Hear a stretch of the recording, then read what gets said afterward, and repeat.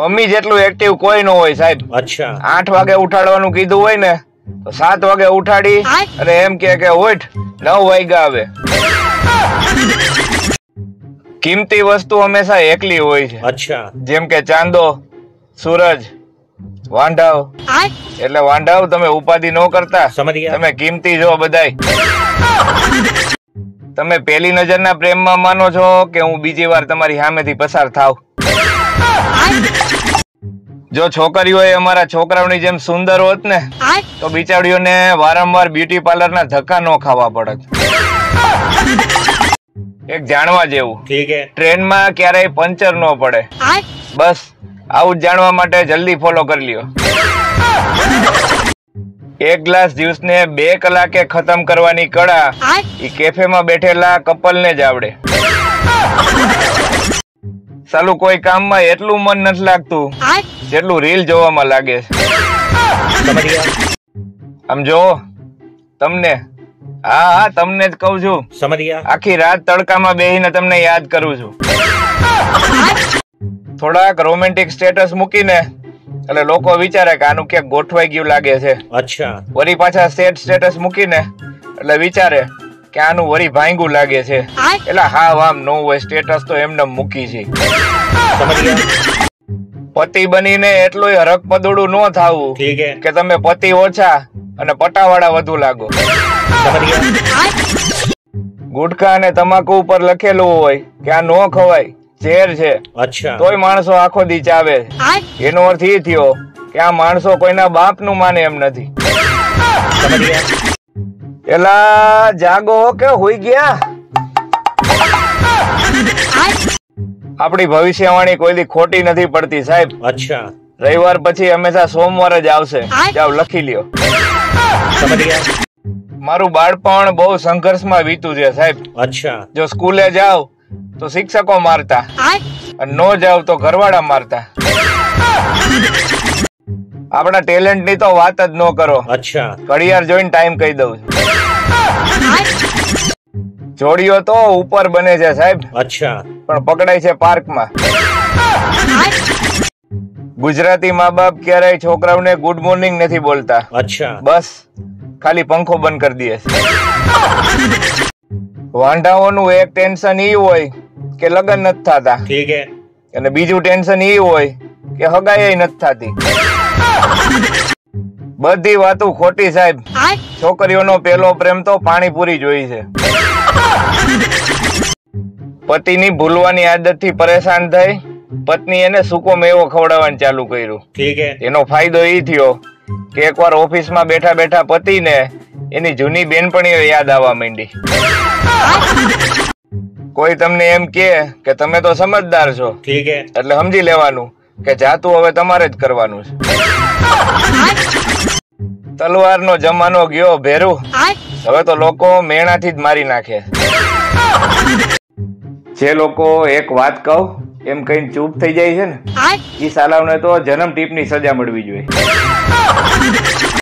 સ્ત્રીઓને લગ્ન પછી મોટા ભાગે વાંધો એટલા માટે આવે છે કારણ કે પતિ ખાવાનો શોખીન હોય. અચ્છા. અને પત્ની બનાવવાની આળસુ હોય.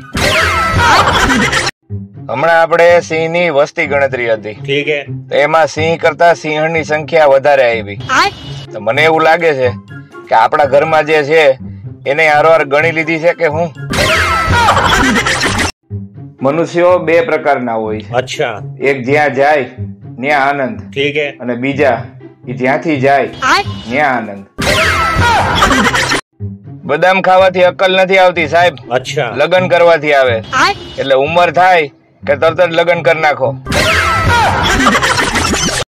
દીકરો મોટો થઈ ગયો ને એટલે બાપે પૂછ્યું કે બેટા તારે કેવી પત્ની જોઈ છે? બોલો કે મારે ઊંચી, રૂપાળી, સુંદર, સુશીલ, નમણી, મારું હંમેશા કયું માનતી હોય એવી, અને ક્યારેય મારી હારે ઝઘડો ન કરે એવી. પપ્પા કે બેટા એને મનનો વેમ કહેવાય, પત્ની નો કહેવાય. લગ્ન પછી 6 મહિના સુધી તો દરેકની પત્ની મૃદુભાષી અને શાંત જ હોય. અચ્છા. સાચી ખબર તો એના પિયરિયા વાળા વિશે 2 સવાલ કરો ને ત્યારે ખબર પડે. જજ સાહેબ એક બેન ને કે બેન તમારે તમારા પતિથી છૂટાછેડા હું કામ જોઈ? એટલે બેન કે હું મારા પતિ હારે ગમે એ રીતે ઝઘડો કરવાનું કરું, ઈ મારી હારે લડતા જ નથી, શું કરું? એક છોકરાએ એની ગાડી પાછળ લખ્યું હતું કે અમે તો ફરવાના અને હપ્તા અમારા બાપા ભરવાના.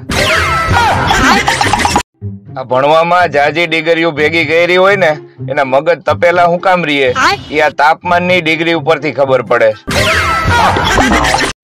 સંબંધોમાં સૌથી વધારે છેતરતું વાક્ય, એલા તને મારા ઉપર વિશ્વાસ નથી. ઇતિહાસ સાક્ષી છે મિત્રો. બાઇક હલાવવા વાળા પાછળ બેઠેલો માણસ બાઇક વાળાની ખાલી હામાં હા મિલાવતો હોય છે, સાંભળતો કાંઈ નથી હોતો.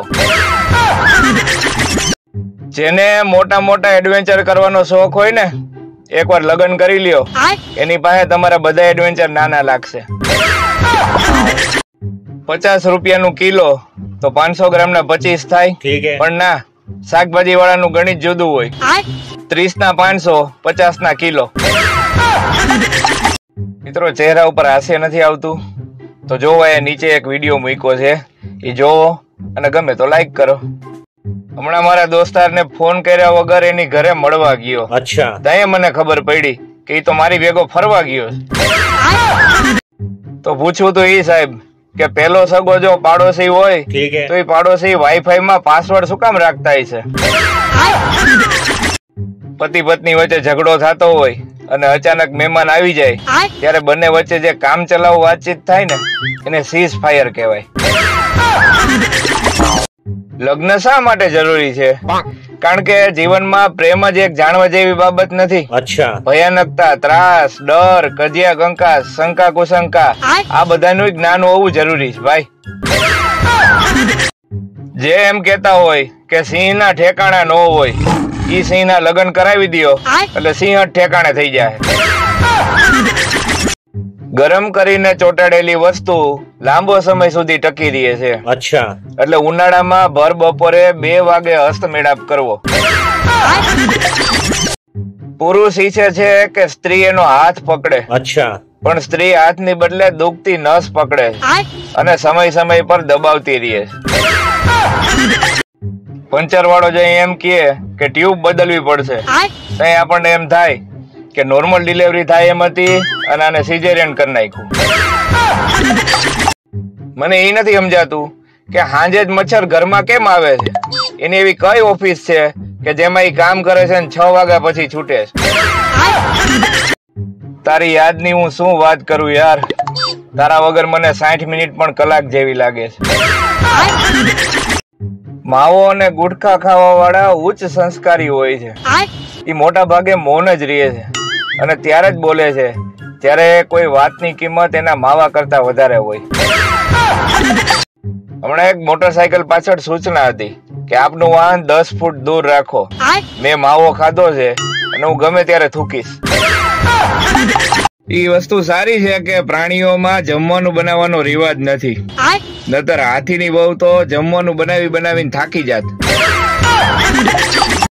2 છોકરીઓ બાજતી હોય ને સાહેબ, ત્યારે શાંતિથી બેહીને એને સાંભળવી, કારણ કે ત્યારે જ આપણને ખબર પડે કે કોનું ચક્કર કોની હારે હાલે છે.